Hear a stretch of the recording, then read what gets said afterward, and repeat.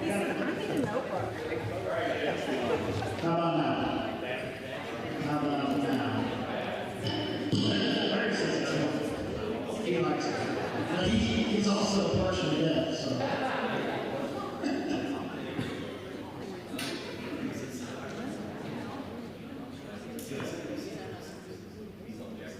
You got about 60 seconds to figure it out. No pressure.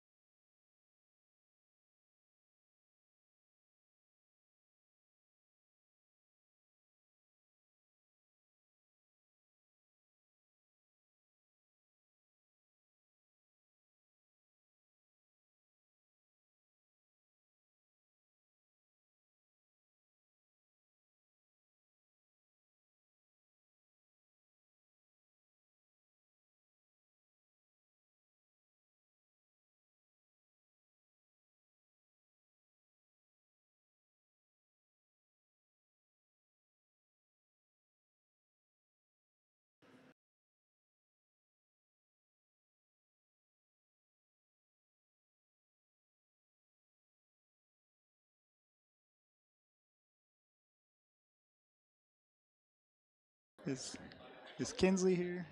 Kingsley? She can. That's right. $48 G. Hello, hello.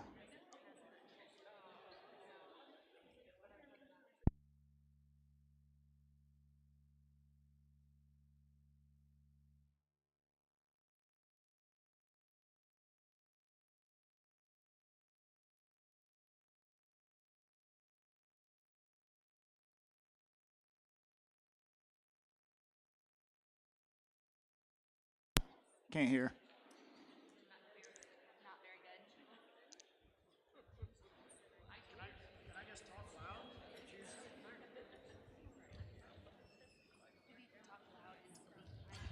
Louder.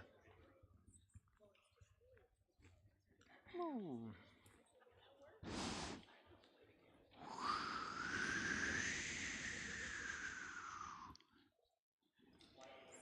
How does that sound? Oh, there we go. Is that better? That's a lot better. How about this one? No. How about this one? There. Oh, that was better. We'll just hand it off. It'll be all right. All right, we will go ahead and call this special board meeting of the Western CUSD 12 to order at 6:06 p.m. with roll call, please.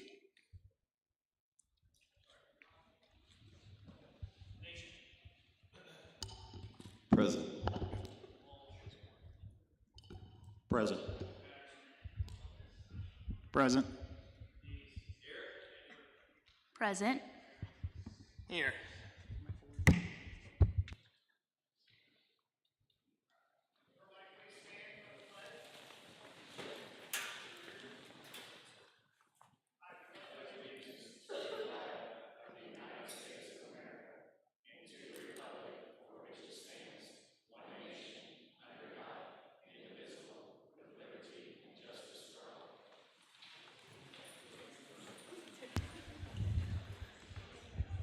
All right. First of all, thank you all for coming out. This is quite the attendance, which means it's an important topic, not just to the staff, the teachers, but also for our students. We'll dive right into the only item on the agenda, which is the Western CUSD 12 Vocational Technical Career Path Offerings and the 26-27 graduation requirements.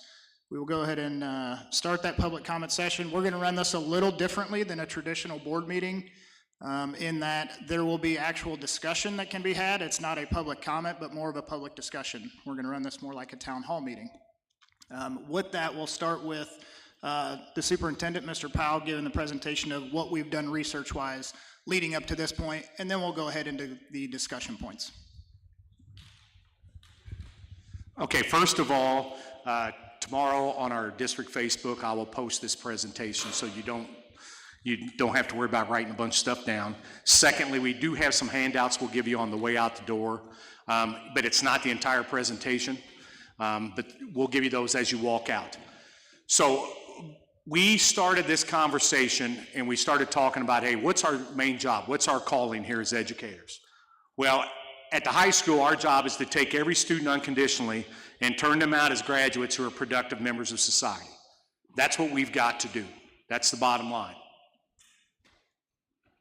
So our goal is to get every student prepared for today and purposed for tomorrow, whether that be the four-year university, the trade school, the technical center, career center, military service, or going straight into an occupation. So we looked at the last 4 years of graduates. And when you look at our last 4 years of graduates, including this year, our kids range from 40% to 63% of our kids are going straight into career and technical fields. So that's a hole we have in our curriculum because we don't have as many offerings in those areas. So I had an old history teacher, and you know he's old if I had him. His name was Mike Blaze, and he had a sign up on it above his chalkboard that says, "Those who forget the past are condemned to repeat it." So let's talk about how we ended up without having vocational offerings for our kids.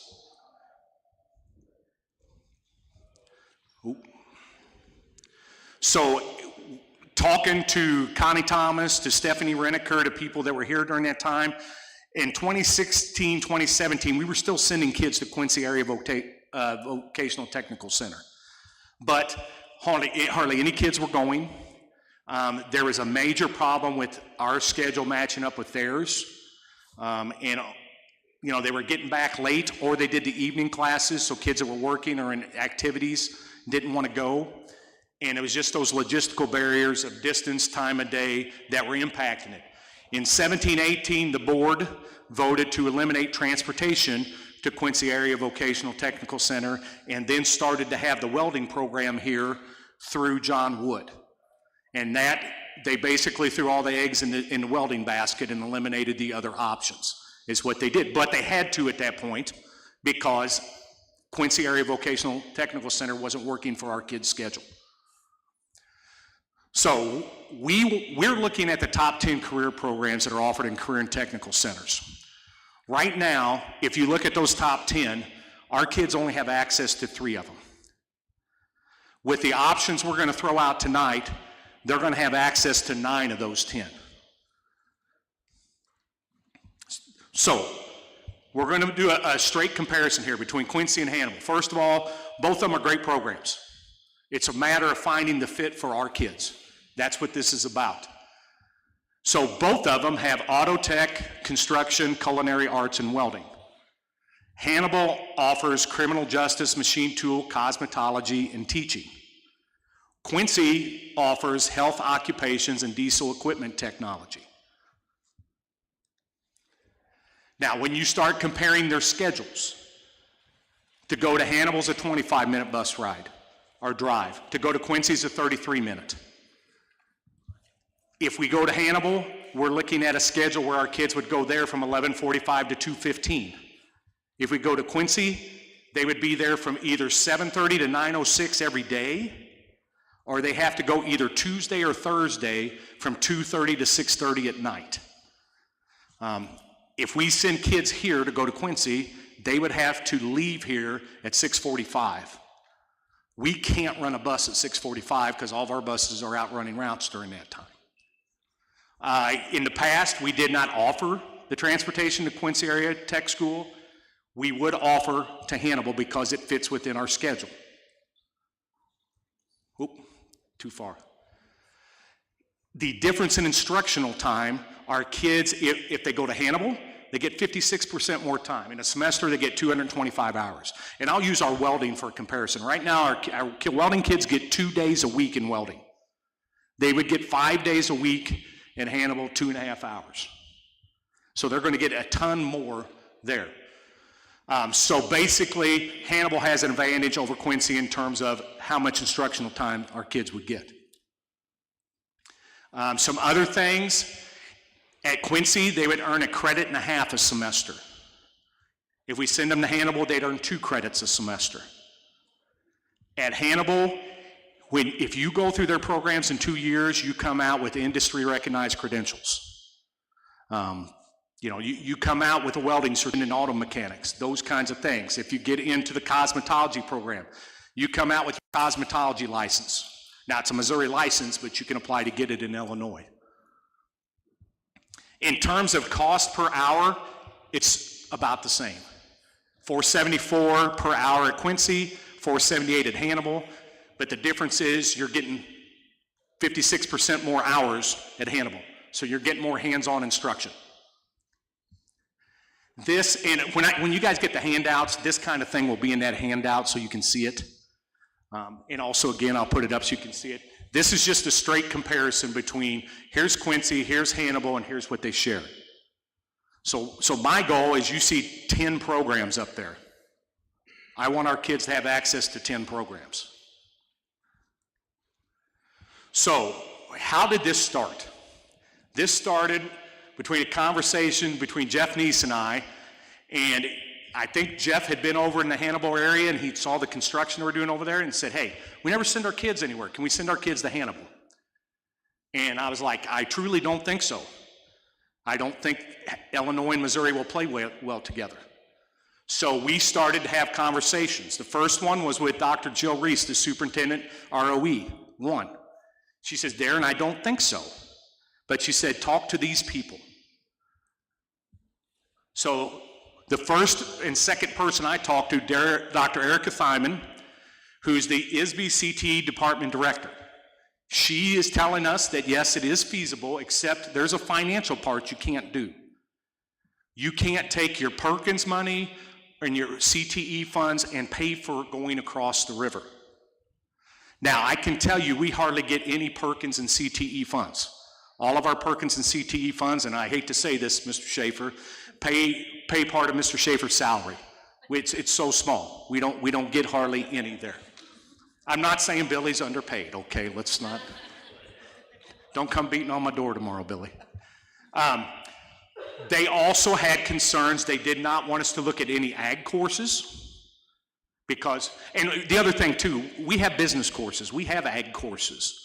We're not going to be redundant. We have those things. We don't want to offer something our teachers are teaching. And said, don't do health services because they're working on a big state grant to help our students with that. So at that point, after talking to her, she said, hey, go ahead and talk to Hannibal. Because we had not talked to Hannibal at all at that point. I did not want to talk to Hannibal unless we knew Illinois was going to say it's a possibility. So the next part was, can we financially afford this? Is there a penalty for sending our kids across the river?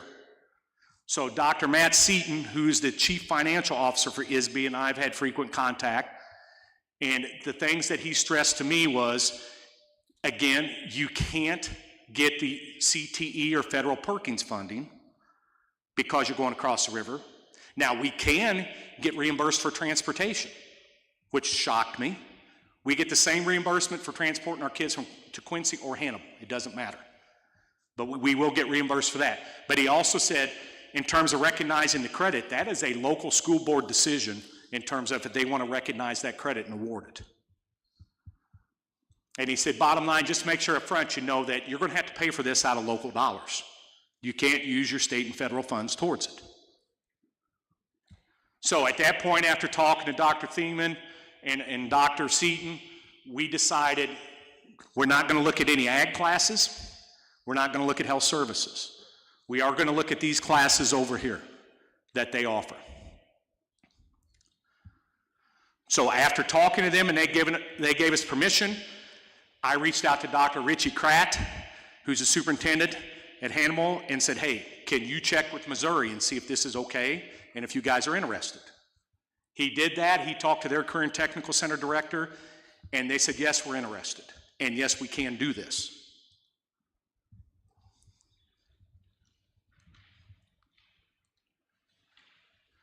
So our next step after confirming that with him was Mr. Loggeman and I made a visit over there.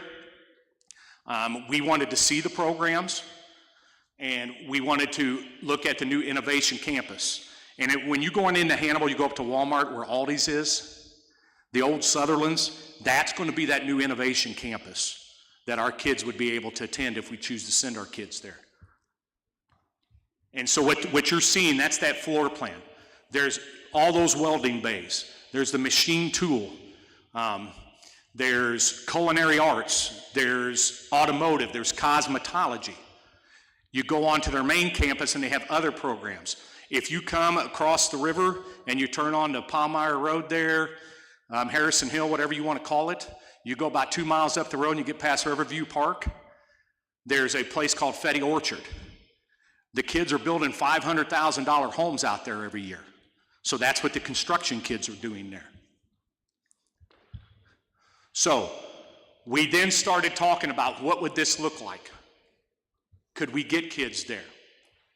So basically, the Missouri schools have to be priority partners, and then we get the available slots that are left after that. Okay, and I'm going to show you in a second, it's going to end up being at least 20-some slots we could have. And also the thing that's probably most appealing to us when you compare Quincy to Hannibal, Olivia, you're a high school student, and if I tell you got to get up at 6:45 to go to Quincy Vocational School, you going to do it? Well, she might do it, in all honesty. Okay? But our schedules match up better with Hannibal's schedule. So I've talked to their Career and Technical Center director and said, project to me how many slots we could be looking at in all these different programs. Now, automotive, we could get at least one, they said. Okay, but they're moving into this new shop, they're trying to find a second person, and their goal is to increase those numbers. So we're hoping to get more than that.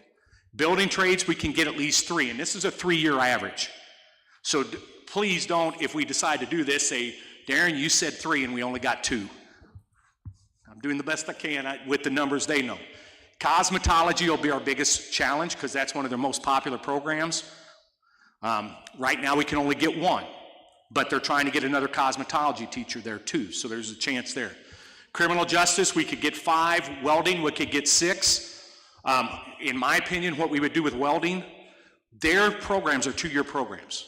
So our kids that would be seniors next year would finish with John Wood, do that, and our juniors would start the 2-year program. So that first year, we'd only take juniors over for welding.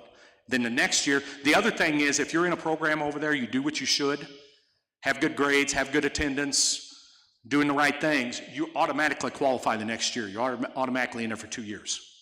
Machine tool, we could get 5 slots, and I think you're going to talk to me about General Mills. Doesn't General Mills have something arranged with them about some opportunities for kids? The teaching professions is one we don't know if we can get it into because they only do it in the AM, but they could do it in the PM if we had enough interest. And I would love to get enough interest because if we're ever going to solve this teaching shortage, it's growing our own. That's how we do it. So we're looking at least 21 slots. Okay, we would not have 21 students that want to do that, but at least we've got those slots to look at. So we started planning. What would it look like? What's the eligibility criteria? What courses could kids take from Western? What prerequisites do they have to have? We started having those discussions, and then Hannibal presented us with a memorandum of understanding on what they would charge us. So they would only charge us $21.50 a year. That's $4,300 over 2 years to invest in a kid to come out with a credential and an employable occupation. Now, Hannibal approved theirs in November. They've approved us coming. They've already approved it. And I've talked to them and say, hey, we're still having further discussions. We haven't decided yet. So that is truly a first piece. This is the second piece. And that's to propose changing the graduation requirements. Now, this started up kind of like when we changed the grading scale. It was a grassroots thing from parents and kids to change the grading scale. That's how this started, was grassroots conversations through parent advisory committee, through student advisory committee. And once we got to a point we felt like the kids and the parents had something they wanted to propose, then we brought it to the staff. So right now, that proposal, what we are proposing is to drop some of the requirements a little bit to open up more opportunities and more flexibility for our kids' schedules. Now, that doesn't mean, you know, if Olivia is going to be a doctor, guess what she's going to take? She's going to take 4 years of science, 4 years of math, 4 years of ELA. She better take like 5 years because you're going to need to take physics, you need to take chemistry, you need to take chemistry too, all those things. So it's not going to change our expectations for those others, for those kids that are college prep, that 40% to, what was it, 65%, 35%, I don't remember, that are doing our 4-year college path. The 2 big changes are dropping science by 1 credit. And I think obviously we still have to have conversations on some of this stuff, but also science, you know, we can award credit for science through ag, and there's other things we can award science through. In social studies, we were talking about dropping it a half credit. PE, we technically don't have to have 4 credits, but they have to have 4 years of PE, which is a little crazy. So we're going to use waivers with that. And in computer literacy, we've always had a standalone half our semester class, but we feel like we've integrated technology so much in, we don't need to have a standalone class. It's integrated in. The graduation requirements remain unchanged. It's 25. So again, the biggest change is science 3 to 2, social studies 3 to 2.5, and then that and the rationale on those are below them. The PE thing, we can give waivers from kids for PE for these types of things, for athletics, for marching band, and for 11th and 12th grade academics if they've got a specific course for college admission or for the graduation requirements. So we can back off that a little bit. One thing, we don't carry academic credit, and it doesn't impact the GPA if they get a waiver in PE. It's not going to help them on that. ELA is still going to be at 4 credits. Math will be at 3 credits. We've talked about removing the mandatory 3 in a row. I don't know if that would ever happen. The only time I've ever seen kids not do 3 years of math in a row was a kid that was pushing to take calculus their senior year, and they would double up their sophomore year. And health and foreign language remains unchanged, but foreign language is going to change in 28, 29. But I'm still hearing they may change that back because the CTE is really pushing on that. The other thing that's not having to do with that is we are going to propose that all dual credit courses be weighted. Right now we only weight math. We want them all to be weighted because our kids are competing against kids locally, state, and nationally in scholarships based on grade points, and we want them to get those points so they've got an advantage. So the reason we're proposing changing the graduation requirements is to expand the career and technical programs to get more flexibility for our kids to pursue their passions. And again, you'll get this handout. This just kind of shows you a quick summary sheet. So tonight, I'm making 5 recommendations to the board on how we move forward. Okay, and the first one, you're gonna get tired of hearing me say this. We're calling it the Wildcat Pathway to Prosperity Program.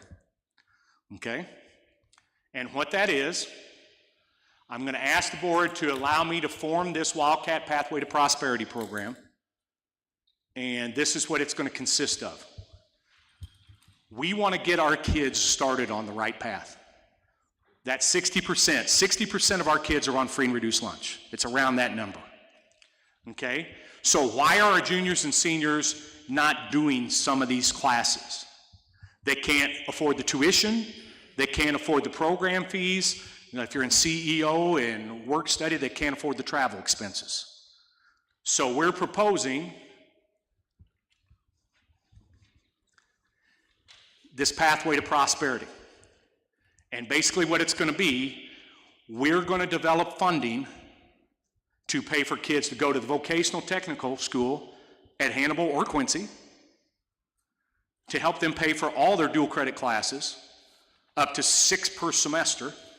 So we could have a kid come out of here in 2 years and have 24 credits towards college that we've helped them pay for, and help them pay for their gas and their expenses on CEO and work study.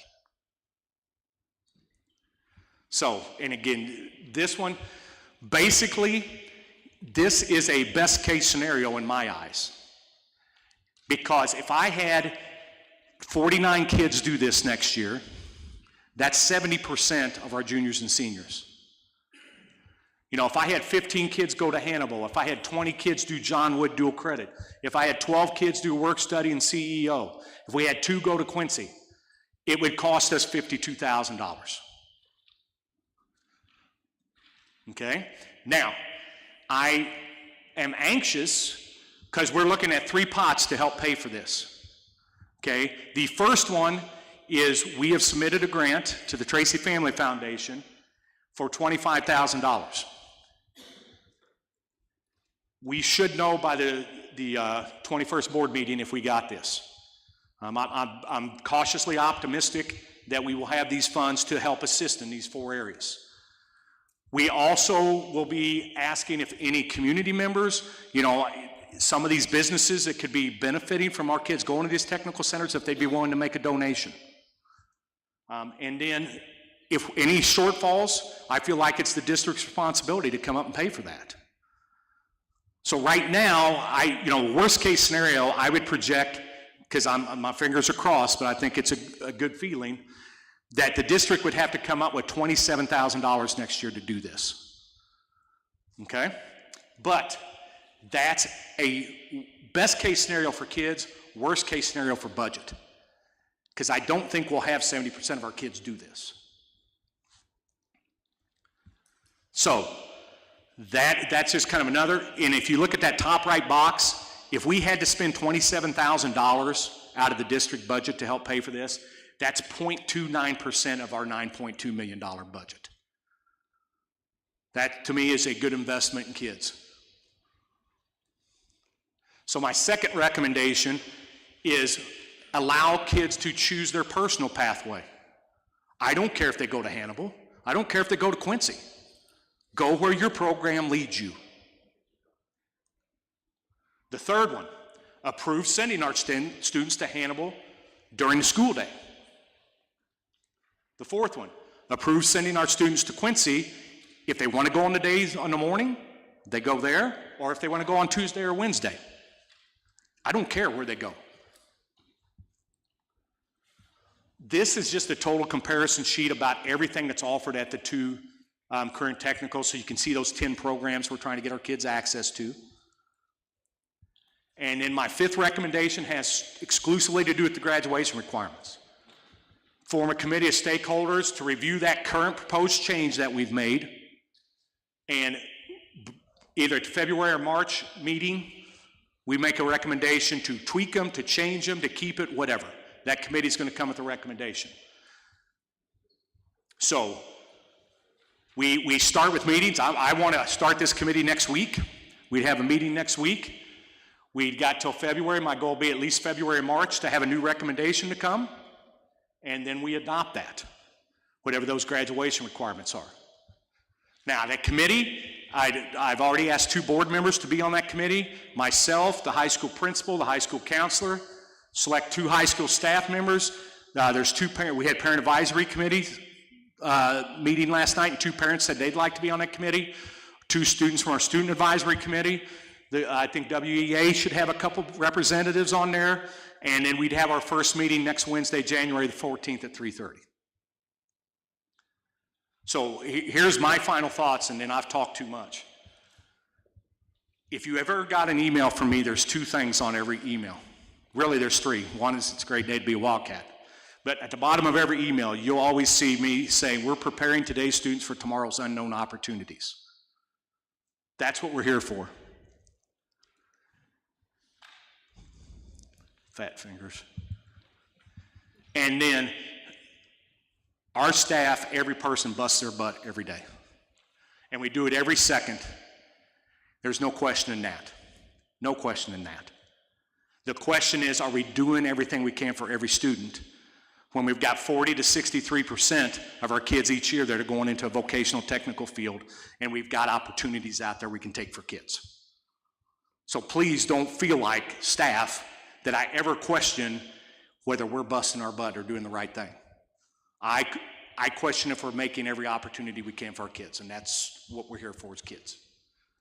So I'm done talking. You guys, Mr. Patterson will kind of lay out the ground rules here, and we'll listen. Yeah, so at this point, we will open up the podium there to any comments or discussion items that want to take place. I ask that you just come up, state your name, and please talk into the mic so everybody can hear. That way everybody knows what's being said and nobody's left in the dark. We try to keep it to 5 minutes is typical public comment time. We will also try to keep it to 5 minutes tonight. If you're finishing up a point, that'll just be at the discretion up here to try to get you to wrap it up. And then obviously follow all the traditional decorum, watch our language. I hope we don't have to worry about that, but it's always good to say. So at this point, anybody that would like to come up to the podium and make a statement, come on up. Thank you. Bum, bum, ba-dum, bum, bum, ba-dum. I'm not sure which way I should face here. All right. Not sure if I'm addressing the crowd or the board. My name's Clifton Rube. I'm a 1997 graduate of West Pike, so I'm a local. I didn't go to college. I work in the trades. I'm here to talk about an experience I had with Hannibal Career Technical Center. What's it called? Is that right? Let's call it Hannibal, all right? I'm not here to represent the company. I'm just here to talk about what I saw. But the company I work for employs about 1,200 people. It's about one of the largest in the area. I specifically work in the maintenance and technical departments. My official title is Maintenance Training Specialist. I run 2 different apprentice programs. We take operators from off the floor, run them through a 2-year program through Moberly Area Community College, and turn them into mechanics after 2 years. I have another program that I work with John Wood Community College, along with Knapheide, Gardner-Denver, Titan Wheel, a bunch of others. And we're shooting to get those high school graduates that aren't going to college. We run them through a 2-year program. They work at General Mills 3 days a week, and they go to John Wood 2 days a week. So they're getting paid up to 36 hours while they're going to school. And at the end of that 2-year program, we pay all their tuition, and they're making upwards of $38 an hour. So, why am I think I qualified to talk about this? I also sit on the interview board that hires mechanics and tradespeople. I actually have a couple apprentices that went through Hannibal's program, and they are now attending the John Wood Community College FAME program is what it's called. So a couple weeks before the famous Facebook post was made, Hannibal Career and Technical Center invited me along to do some mock interviews with their students. They weren't really applying for a job. It was just an opportunity for them to sit down in their first interview, and I was allowed to coach them on things they were talked about. I can honestly say I've never seen anything like it. I was blown away. Every student that came to me stood up straight, looked me in the eye, shook my hand. They had prepared questions. They're not just getting taught how to weld a straight line. They're getting professional skills, communication skills. I've honestly never seen anything like it. I sit on the committee at John Wood Community College for the FAME program. And the skills that these kids are getting, I just can't describe it. It was amazing to see. So obviously I support the option of going to Hannibal. I think you should give every kid every opportunity. I'm not interested in the politics or the cost. I don't care what it costs. I don't care which side of the Mississippi you live on. I only have the interest of the education of the kids. That's it. So I can't speak on everything, but just wanted to share that experience that I had with Hannibal. Blown away. I'd have hired half of them right out of the gate. They're getting forklift certifications, the safety. They even called out, they were prepared to call out their strengths and their weaknesses, which they did. So my option was one kid said, well, I get frustrated and I quit.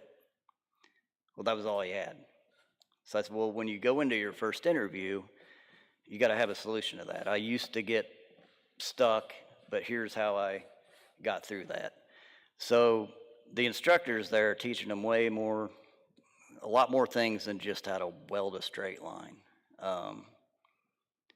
I encourage you guys to consider it. That's all I got. Any questions?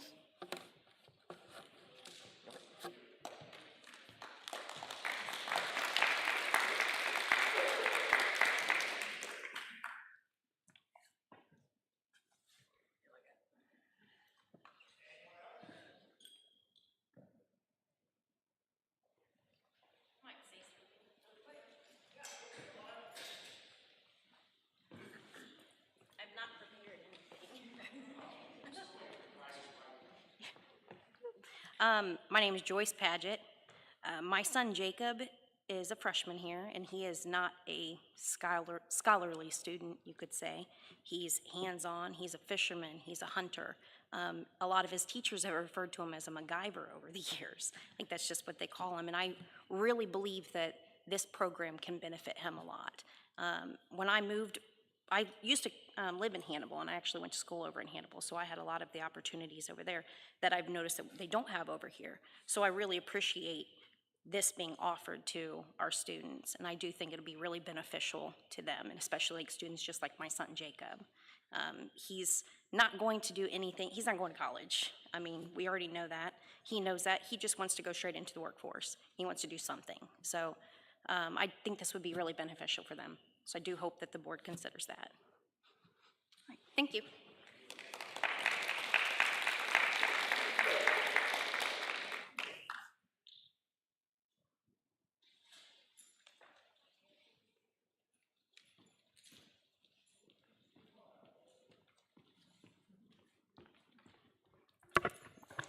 Hello, I'm Olivia Harris. I'm your secondary school board representative student.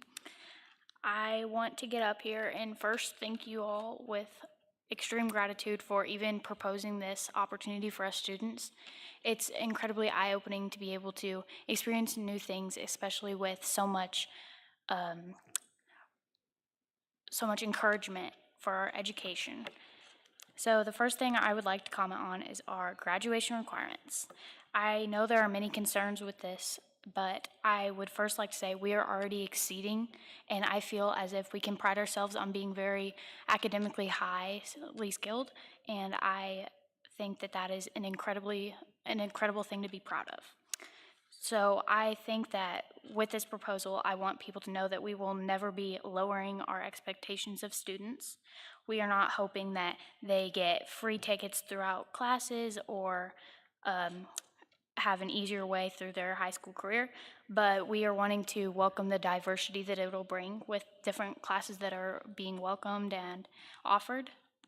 This will give students as well an opportunity to express themselves and be different from everyone else.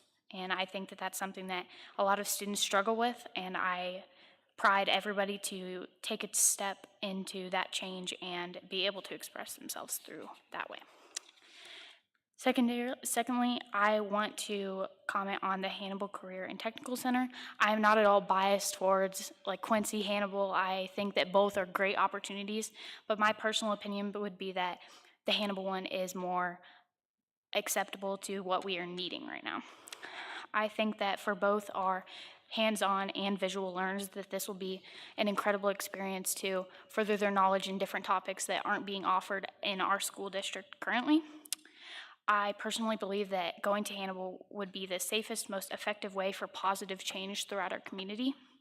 There are a lot of things that aren't offered here, and I think that being able to expand and widen like our knowledge on those things can only help us more in the future, and there's no harm that it can do.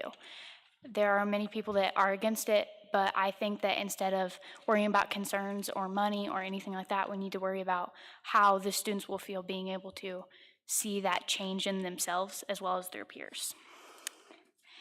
These opportunities would incredibly help student development throughout the high school, and as well as entertain all of the people that are waiting to come up to the high school and have something to look forward to. So many people will get to meet new people, and I think that's incredible. So many people struggle with social anxiety or anything like that, and I think that meeting new people that they can be comfortable around, work with, learn with, will only help them become more of a people person. Their collaboration skills can only improve, they can't get worse. We will also be rewarding those who have worked incredibly hard to get to the point that they are at now. There are so many people that strive to be the best they can be, get all A's on tests, all A's in general, and I think that those people have worked so hard that they should be able to be rewarded this opportunity to continue to learn more than they're already choosing to learn. I think that this program can also help incentivize those students who are still on the lower aspect, that aren't wanting to come to school or aren't wanting to participate or aren't caring as much about their grades. I think that it will really like pull people in and have something to hope for or tomorrow be like, I am excited to go to school because I know I'm going to learn something that wasn't offered before. I am very happy that this can help struggling students as well. There are a lot of opportunities being given currently at our school, but there are so many of them that aren't being taken advantage of because people can't afford it, or there's other reasons why they just cannot be a part of it. And I hope that all those students who think that it'll never be possible for them realize that with this opportunity, we are able to branch out like we never have before. And I hope that all students get to achieve their dreams. This will also lift a weight off many students' shoulders because so many people could go home and be like, I can't ask for this. There's not enough money at home to balance school and home life. And I think that with being funded this way, I think that so many people will be able to just say, I don't have to worry about asking for things that I really think that I want and want to explore. I love how students would be able to not worry at school or not stress about going home when they are fully supported and stable at school. As my personal experience, I've never been a student who fully fits in financially, and I think that this program would be perfect for myself as well as many of my peers. I currently am still at a point where I'm unsure for my future education, which I stress myself out about, but think that that's totally okay because proposals like this can help me discover what my dream truly is. That is, I'm finally given the chance to change my unsureness, and I love that. Many students are going to be able to branch out and change their own character. They'll be able to build self-confidence and depend on others more and just realize that change is okay, and that's what I'm standing up here for. I want students to be able to speak out and feel supported and loved and like they're given the chance because we are valuable people. So to finish this up, my opinions are mutual along with my peers. There are many people who think that this could be amazing. There are some students who think I wouldn't benefit by this, and that's okay because change isn't for everybody, and if you don't welcome it, then there's no positivity that can come with it. So I'm currently asking for everybody to look past all concerns of money and everything like that, including state lines, and to look at the extraordinary education being offered to everybody here as a Wildcats.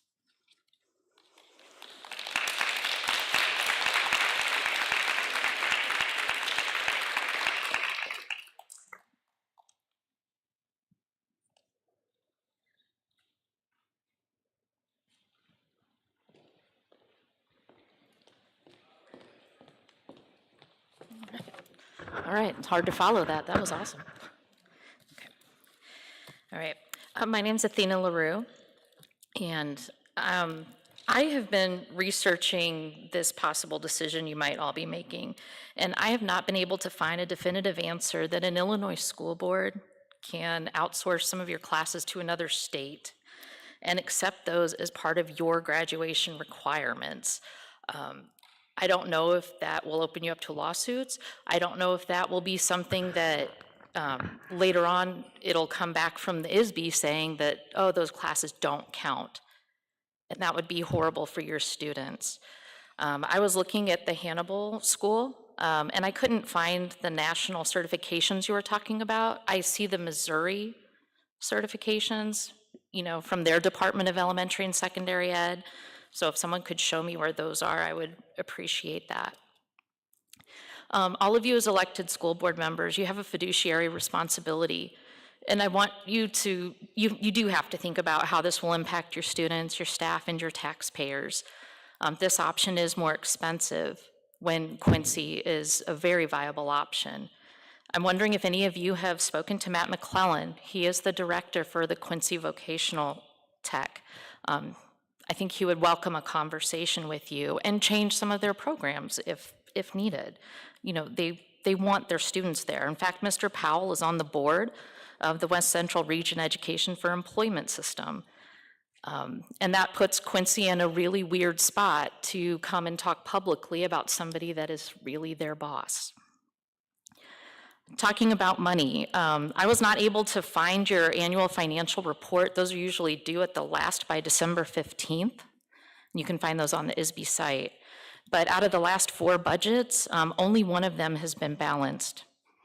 Right now, the budget that you submitted the last year shows a $23,000 shortage in your ed fund, and $85,000 shortage in transportation.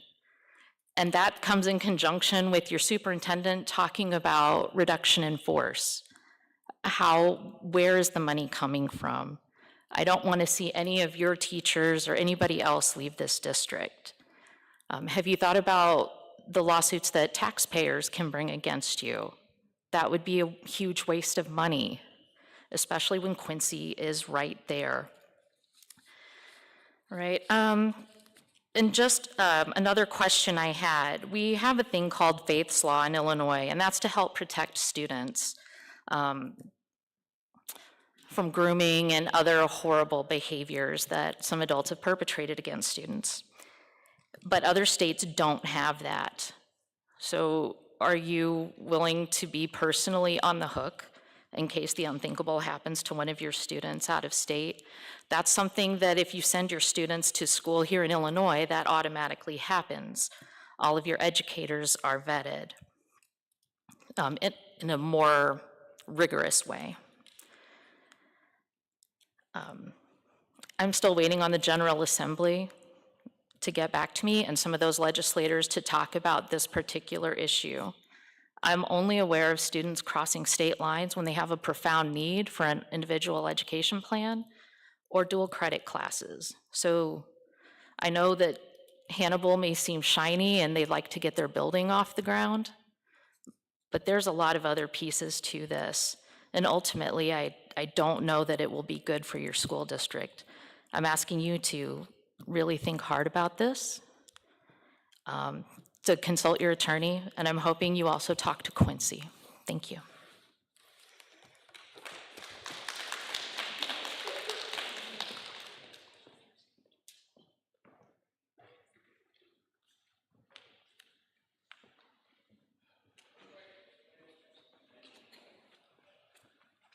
Good evening.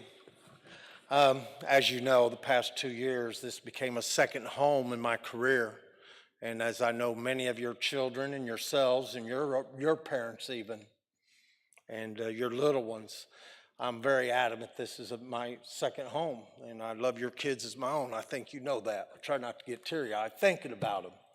I still come to your businesses and see your kids in the community. I see so many of your students in Hannibal all the time at Farm and Home, working at Maurice's or somewhere. Went in there and 2 girls were in there. And it's a large part. We're all one community. We're all one community, whether Quincy or Hannibal or here. It just floored me, the number of people that work in our 2 communities, 3 communities.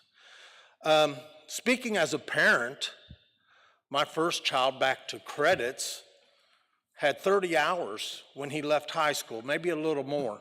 So therefore, he finished his BS in business in 3 years and now makes more at 28 years old than his mother and I ever saw together working or in retirement, and only spent 3 years.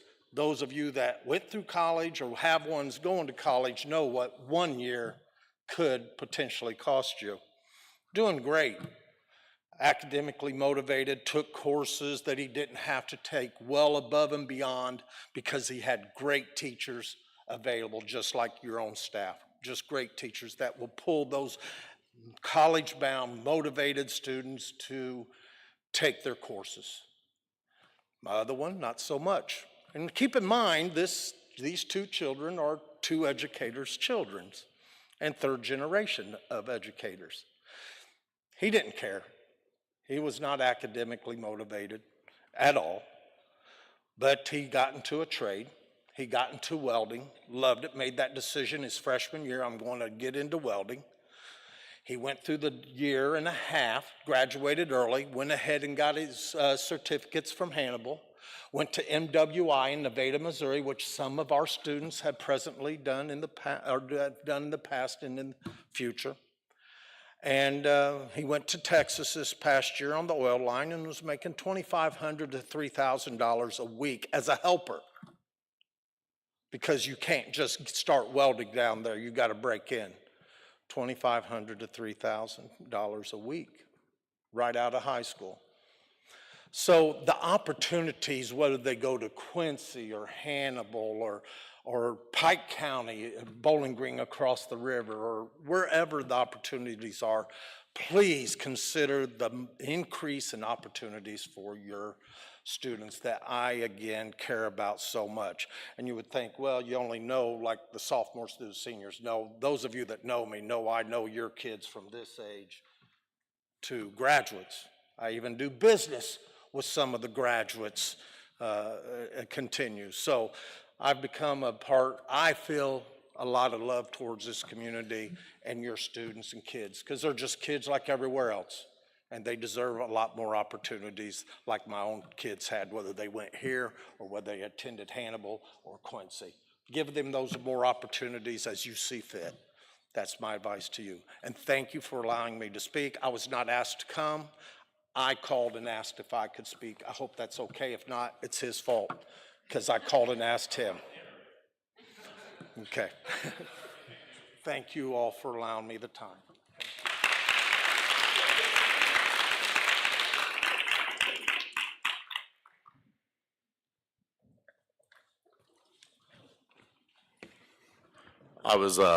Good evening. My name is Andrew Conley, and I am a graduate of 2019 from Western. While I was sitting in the audience, I was trying to decide if I wanted to speak, trying to find if I had a dog in this fight, if we're calling it a fight. That's just what I was thinking. But then a question about taxpayers. Well, I live in this community, and I pay taxes on my property, so I feel like I can speak my mind. You asked about taxpayers, if they're okay with it. Personally, I'm okay with it. I'm not against paying more in taxes if that means our students have more opportunities. Sorry, I'm a little nervous, I'm shaking. When I was in Western, I was privileged to be able to do the John Wood program and to do the Pike CEO program. And I did learn a lot in school, but those two classes definitely helped me when I left. I did try the college route. It was not for me. Ended up going and working at FS and then landed with the state doing construction. But things I learned in welding and things I learned in CEO really helped me with my people skills as CEO and also just learning what the community has to offer. And then the welding skills helped me with my job working on equipment, cutting, welding, and so forth. So when we're looking at these ideas of classes that we can send our kids to, I think it's something we really should consider doing. I can't speak for all the taxpayers, but personally, I'm okay with that. We always talk about our taxes going up, we never know why. This is a good example of why we could raise our taxes to cover those funds. When we're talking about changing the requirements for graduation, I'm also not against that either. Nothing against our teachers and the electives that we had, but some of them weren't interest for me. I get restless in class and I'm not really paying attention. Sorry, no, that's not a good thing. But other opportunities for us to take classes that we might be interested in, might make us more excited. We'll actually retain the information that we're given, and it would be a better use of our money going forward. I don't think it's a waste of money. I think it's an investment that is worth it, especially in the area that I work. There's not a lot of young kids going into it. I know there's some that probably will want to, but that trade's gonna have a lot of demand, and then that means it's gonna pay more and kids are gonna wanna do it. When we're talking about Quincy versus Hannibal, I obviously never went to either one, but I did have kids that did the late night program, auto mechanics, when I was in school. There was so many times when people would talk about what they're gonna do after school, they chose to skip class because something after school sounded more enticing. But if you were at school, you would probably choose that over sitting in a classroom. So I like the idea of going to Hannibal strictly on the scheduling. I'm not gonna choose Hannibal versus Quincy, but the scheduling makes way more sense in my opinion. I wanna thank Darren and Jeff for bringing this to our attention and doing all the due diligence to find all this research. I really appreciate it, and I appreciate the board for all you guys do, and our staff. A lot of you guys I had in school when I was there, and I appreciate you. So I really I hope you do go forward with this and are able to find the budget. Thank you.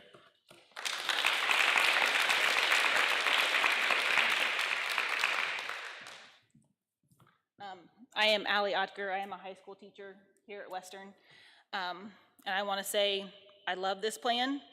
This is not the original plan that was presented to teachers in October, but it addresses about every concern that the teachers have had. We had a working document since October that had a lot of the concerns about what about our welding students currently? What about if Quincy offered more opportunities? And this plan at least addressed the concerns that were brought up by the high school teachers on that document. So I thank you for that. I know there are still questions. I'm still concerned about graduation requirements, but I do like the vocational plan, so thank you.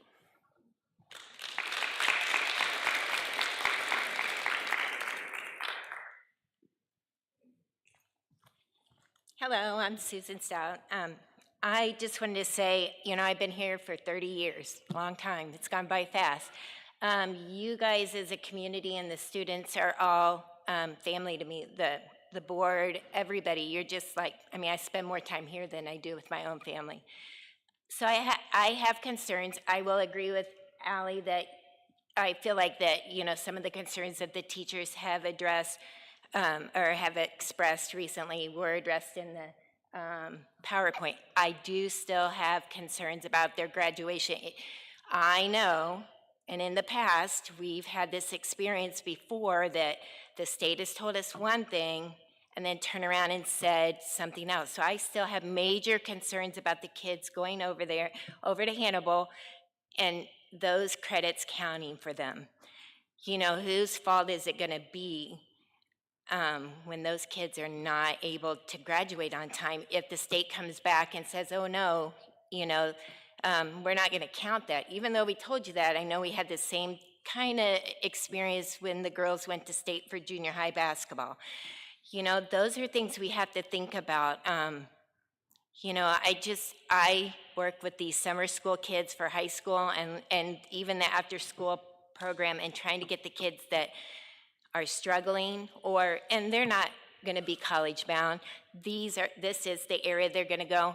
My husband went to Votech in Quincy, my son went to Votech, my younger son, they were not college bound by no means. Votech the trades is where it is at right now. Sometimes Tanner makes more money than I do, and I'm like, wait a minute, what's the matter here?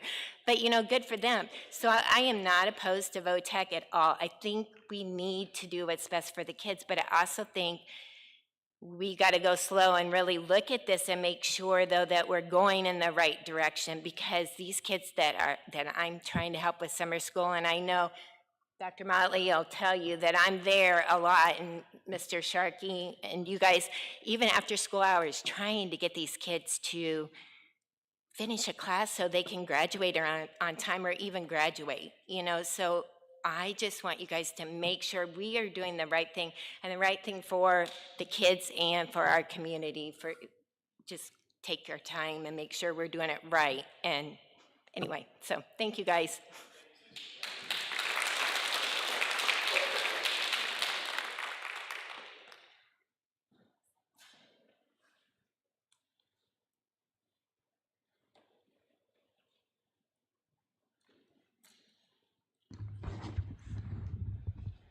Anyone else care to speak?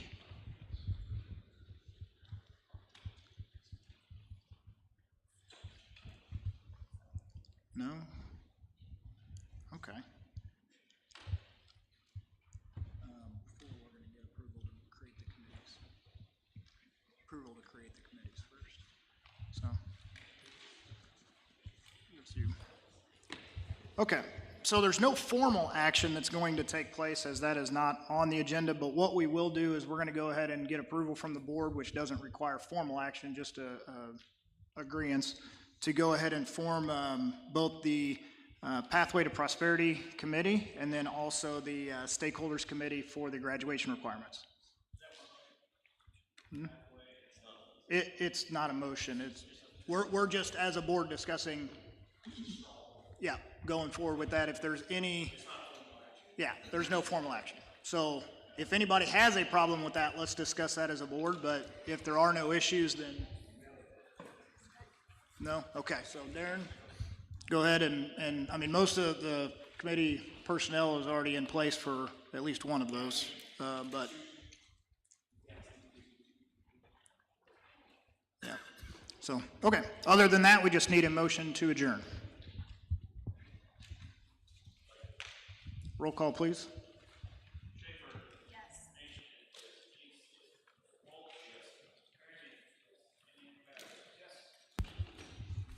All right, thank you all for coming. I felt like there was some really good conversation there.